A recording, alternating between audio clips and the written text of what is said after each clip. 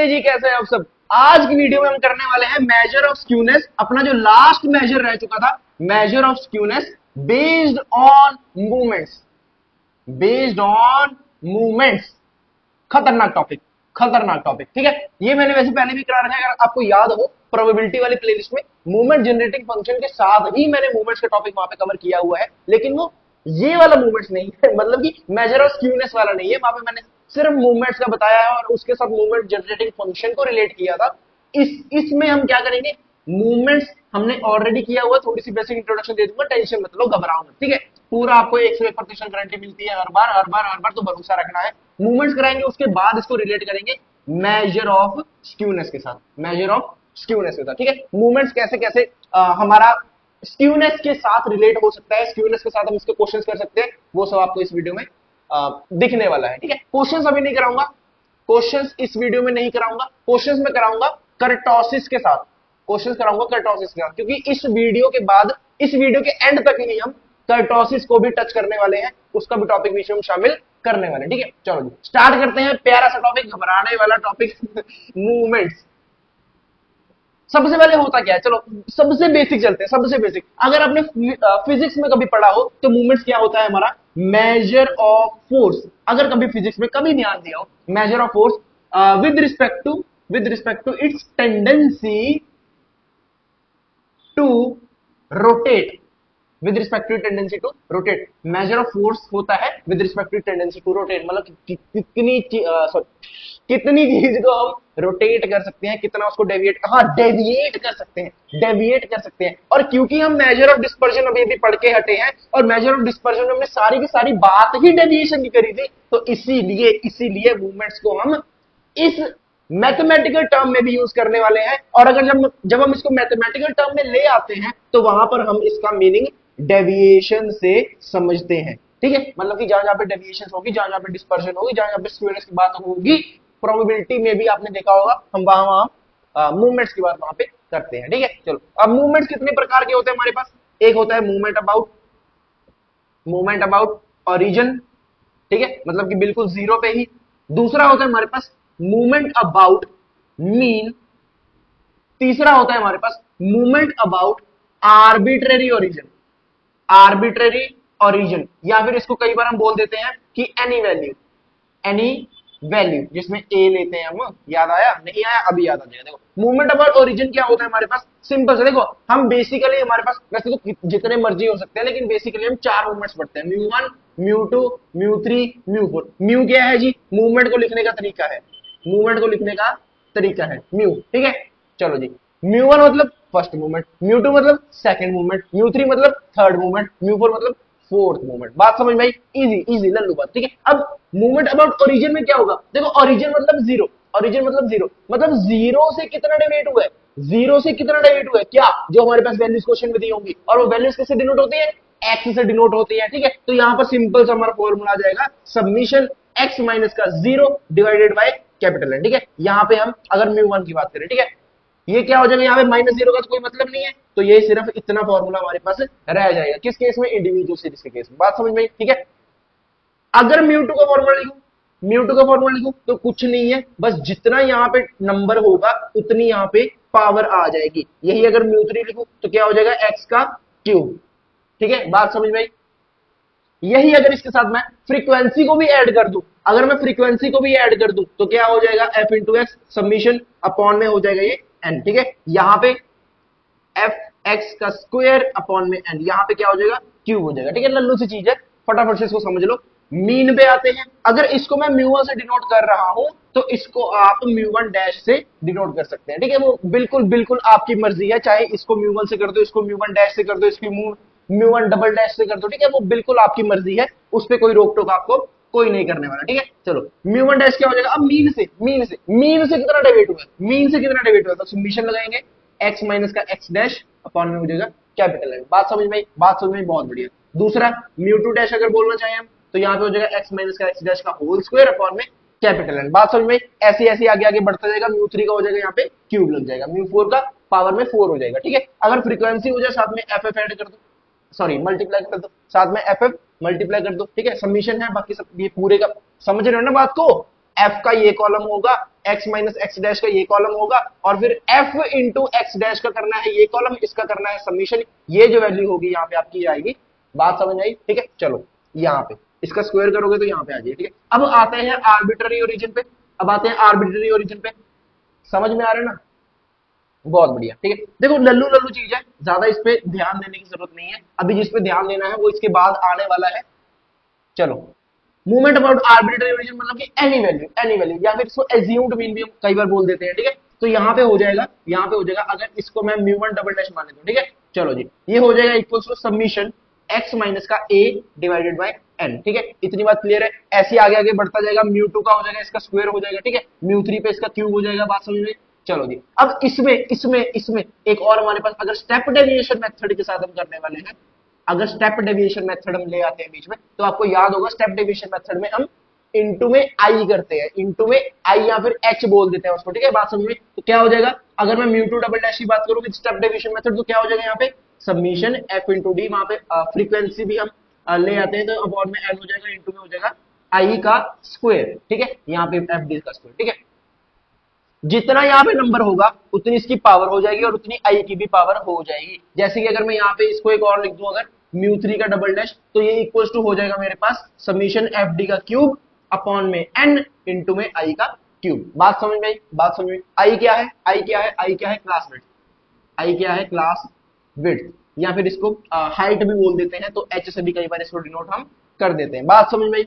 चलो जी, इतना सब क्लियर है। ये ऑलरेडी हमने, जैसा कि मैंने आपको अभी बताया था कि प्रोबेबिलिटी वाले प्लेलिस्ट में मैंने मूवमेंट जेनेटिक फंक्शन के साथ मूवमेंट्स ज्वाइन किया था, उसमें ये सब मैंने वहां पे बता रखा है, ये सब मैंने वहां पे बता रखा है। अब आते हैं जो हमारे स्क्यूनेस के बेस पर, स्क्यूनेस के बेस पर हम जो मूवमेंट्स करते हैं उसकी जो इंट्रोडक्शन है, उसके जो मेन स्टेटमेंट्स हैं, जो पॉइंट्स हैं, अब उन पर आते हैं।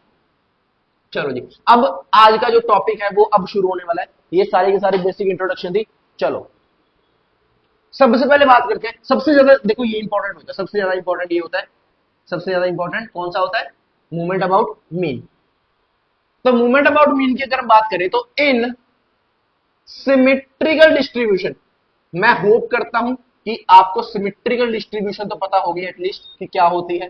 सिमेट्रिकल डिस्ट्रीब्यूशन मतलब जिसको अगर बीच में से चीर डाले तो इधर का, देखो इसको अगर बीच में से चीर डाले तो इधर का हिस्सा और इधर का हिस्सा क्या होगा?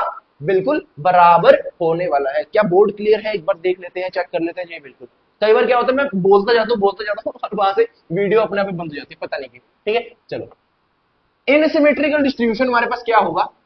जो ऑड मूवमेंट्स होंगे, ध्यान से सुन लो मेरी बात, जो ऑड मूवमेंट्स होंगे, ऑड मूवमेंट्स मतलब म्यू1, म्यू2 ऑड है नहीं, इवन है जी, क्या हो जाएगा? म्यू3। ठीक है, उसके बाद म्यू5, जितने भी ऑड मूवमेंट्स होंगे, हालांकि हम म्यू4 तक ही करते हैं, तो हम सिर्फ इन दोनों को कंसीडर करते हैं। ठीक है, चलो जी, तो जितने भी ऑड मूवमेंट्स होंगे वो होंगे equal to zero, equal to zero. अब इसका महत्व क्या है? महत्व क्या है? कई बार आप अगर म्यू1 निकाल लो जीरो आ गया, उसके बाद आप म्यू3 निकाल लो जीरो आ गया क्वेश्चन को लेके। ठीक है, तो आप सीधा सीधा उसको क्या बोलोगे? भाई साहब हमारा जो डिस्ट्रीब्यूशन आपने दे रखा है हमें, वो क्या है? सिमेट्रिकल है, वो नॉन सिमेट्रिकल नहीं है। और जहां पे सिमेट्री हो जाए, जहां पे सिमेट्री हो जाए, वहां पे हमारा स्क्यूनेस क्या हो जाता है? कैंसल। ठीक है, क्योंकि स्क्यूनेस तो तभी आएगा ना जब डिस्ट्रीब्यूशन एसिमेट्रिकल होगी, ये सब आपको पता है। ठीक है, चलो जी, पहला स्टार तो इस पे लगा लो, पहला स्टार तो इस पे लगा लो। अब आते हैं थोड़ा आगे, इसको रब करते हैं नीचे से, हमें जगह चाहिए। ये होप सो आपने कर लिया होगा, ठीक है, आता भी होगा आपको पहले से, डन है। चलो बहुत बढ़िया, इंटेलिजेंट बच्चे हो। चलो जी, अब बना लो एक बड़ा सा स्टार, अब बना लो एक बड़ा सा स्टार, आपको एक राम बाण देने वाला हूं मैं, बहुत ही बढ़िया, बहुत ही बढ़िया। उसको क्या कर, तंत्र विद्या, तंत्र विद्या, तंत्र विद्या। ठीक है, चलो यहां पे लिखते हैं हम तंत्र विद्या। अगर कोई इंसान मेरे इस शब्द से ताल्लुक नहीं रखता हो या फिर ऑफेंड हो जाता हो, उसको मेरा हाँ जी बिल्कुल।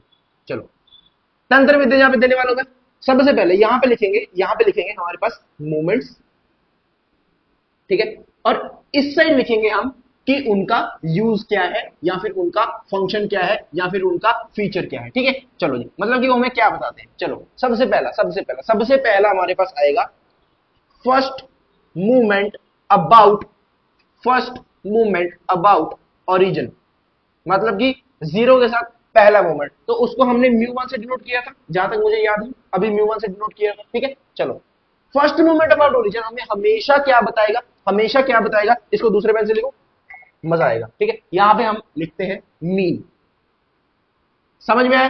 फर्स्ट मूवमेंट अबाउट ओरिजिन, याद रखना ओरिजिन, सिर्फ ये एक ही ओरिजिन वाले, बाकी सारे मीन वाले होंगे, तभी मैंने आपको बोला मीन सबसे ज्यादा इंपॉर्टेंट है। अगला पॉइंट, अगला पॉइंट, अगला पॉइंट, फर्स्ट मूवमेंट की बात होगी। अब second movement, second movement about mean कैसे डिनोट किया था, म्यू2 का डैश। ठीक है, अगर आपको याद हो, अगर मुझे भी याद हो। ठीक है, चलो, तो ये हमें क्या बताएगा जी, वेरिएंस, ये हमें क्या बताएगा, वेरिएंस, बात समझ में आई। ठीक है, अब third movement, third movement about mean कैसे डिनोट किया था, म्यू3 का डैश।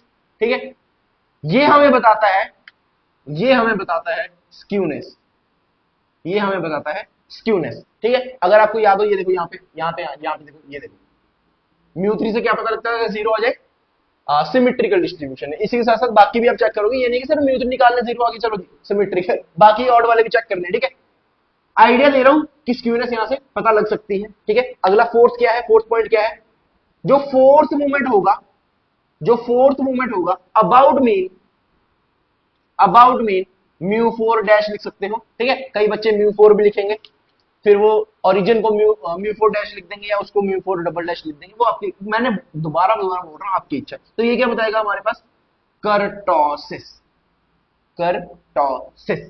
अभी आपको मतलब नहीं पता कर्टोसिस क्या होता है, जानने की जरूरत भी नहीं है, हल्का सा बता देता हूं। ये पीकनेस ऑफ कर्व को बताता है, पीकनेस ऑफ कर्व, पूरा समझाऊंगा, एक पूरा लेक्चर इसी पे डेडिकेटेड होगा, कर्टोसिस पे ही, पूरे पूरे से ग्राफ बताऊंगा मैं आपको, टेंशन नहीं लेनी, किसी बात की टेंशन नहीं लेनी है, हर एक चीज हमारे चैनल में बताई जाएगी। First movement about origin mean बताएगा, second movement about mean variance बताएगा, third movement about mean skewness बताएगा, फोर्थ मूवमेंट अबाउट मीन क्या बताएगा, कर्टोसिस बताएगा। इतनी बात क्लियर है, इतनी बात क्लियर है, बहुत बढ़िया। अब कुछ और पॉइंट्स, कुछ और पॉइंट्स इसको रब करते हैं, इसको रब करते हैं, ये पॉइंट याद रखना, अभी काम आने वाला है, ये पॉइंट याद रखना। अब हम मेन आते हैं, अब हम मेन आते हैं मेजर ऑफ स्क्यूनेस पे, मेजर ऑफ स्क्यूनेस पे। मैंने क्या बोला, मेजर ऑफ स्क्यूनेस कहां से पता लगती है, देखो यहां से, यहां से, यहां से, यहां से, म्यू3 से। ठीक है, मतलब कि मीन के थर्ड मूवमेंट से, तो इसमें भी हम, इसमें भी हम मीन का थर्ड मूवमेंट यूज करने वाले हैं। कैसे करने वाले वो देखो, मीन का थर्ड मूवमेंट हम यूज करेंगे, यूज करेंगे, उसको यूज करके एक फॉर्मूला बनाएंगे, और उस फॉर्मूले को नाम देंगे हम बीटा वन, बीटा वन। ठीक है, चलो अब इसका फॉर्मूला कैसे बनेगा, मैंने क्या बोला, इसका यूज करके, इसका यूज करके कैसे, कैसे देखो, फॉर्मूला याद करा रहा हूं, ध्यान दो, ध्यान दो। बीटा वन है ना, यहाँ पे देखो मान है, यहाँ पे म्यू लगाओ एक, और एक यहाँ पे म्यू लगाओ। ठीक है, न्यूमिनेटर में और डिनोमिनेटर में म्यू म्यू लगा दो। ठीक है, बात समझ। अब यहाँ पे वन है, तो इसकी पावर में 2 ले जाओ, इसकी पावर में 2 हो गया, इसकी पावर में 3 ले जाओ। बात समझ में। अब बेसिस में कुछ लाना है, तो ये 3 है, यहाँ पे 3 ले जाओ, यहाँ पे कुछ नहीं, यहाँ पे 2 ले जाओ। देखो 1 2 3 3 2, बात समझ में। चलो ऐसे याद रख सकते हो, बीटा वन का ये फॉर्मूला बनता है। अब प्रॉब्लम क्या होती है, प्रॉब्लम क्या होती है, यहाँ पे देखो सारी सारी थ्योरी बता रहा हूं मैं आज आपको, थोड़ा बोरिंग भी लग रहा होगा, थोड़ा बोरिंग, लेकिन समझ लो ये जरूरी बात है। ठीक है, जहां पे देखो प्रॉब्लम क्या आती है हमारे पास, बीटा वन हमें डायरेक्शन कभी नहीं बता पाता, बीटा वन हमें डायरेक्शन कभी नहीं बता पाता। अब डायरेक्शन का मतलब क्या है, पॉजिटिवली स्क्यूड है या नेगेटिवली स्क्यूड है।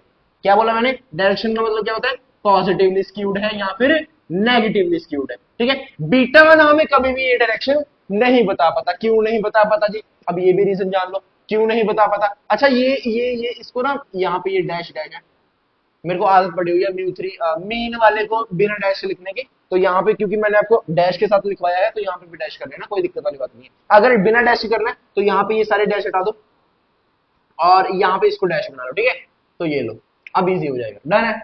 चलो जी, क्या बात कर रहे थे, डायरेक्शन नहीं बताता है, पॉजिटिवली स्क्यूड है नेगेटिवली स्क्यूड नहीं बताता है, कैसे कैसे, अब बात को समझो, अब बात को समझो।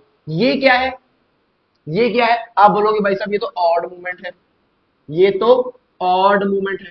ठीक है, मान लेते हैं इसकी वैल्यू मेरे पास नेगेटिव आ गई। ठीक है, मान लेते हैं इसकी वैल्यू मेरे पास नेगेटिव आ गई, ठीक है। तो नेगेटिव के केस में इसकी वैल्यू नेगेटिव है, यहां पे मैंने वैल्यू भरी, अब इसका क्या हो रहा है स्क्वायर, इसका क्या हो रहा है स्क्वायर, तो नेगेटिव इंटू नेगेटिव क्या हो जाएगा पॉजिटिव, मतलब कि न्यूमिनेटर मेरा यहां से क्या बन गया, न्यूमिनेटर मेरा यहां से क्या बन गया पॉजिटिव, मतलब कि हमेशा न्यूमिनेटर मेरा क्या आएगा यहाँ पे पॉजिटिव आएगा। बात समझ में, इतनी बात क्लियर है। अब बात करते हैं डिनोमिनेटर की, अब बात करते हैं डिनोमिनेटर की। अच्छा भाई साहब, अगर यहाँ पे पॉजिटिव भी आ गया, अगर ऑड मूवमेंट मेरी पॉजिटिव भी आ गई, तो वो तो पॉजिटिव हुई ना, तो चर्चा करने का कुछ है ही नहीं इसमें मतलब, ठीक है। अब नीचे आता है म्यू2, नीचे आता है म्यू2। अगर यहाँ पे ध्यान दो, म्यू2 हमें क्या बताता है, म्यू2 हमें क्या बताता है वेरिएंस, म्यू2 हमें क्या बताता है वेरिएंस। और अगर आपको और थोड़ा याद हो तो वेरिएंस क्या होता है, स्टैंडर्ड डेविएशन का स्क्वायर, स्टैंडर्ड डेविएशन का स्क्वायर, तो ये भी हमेशा पॉजिटिव रहेगी, तो ये भी हमेशा पॉजिटिव रहेगी, मतलब कि न्यूमिनेटर भी पॉजिटिव है, डिनोमिनेटर भी पॉजिटिव है, ये दोनों कभी नेगेटिव आ ही नहीं सकते। तो इस वजह से हमें बीटा वन कभी भी ये नहीं बता सकता कि ये पॉजिटिवली स्क्यूड है या फिर नेगेटिवली स्क्यूड है।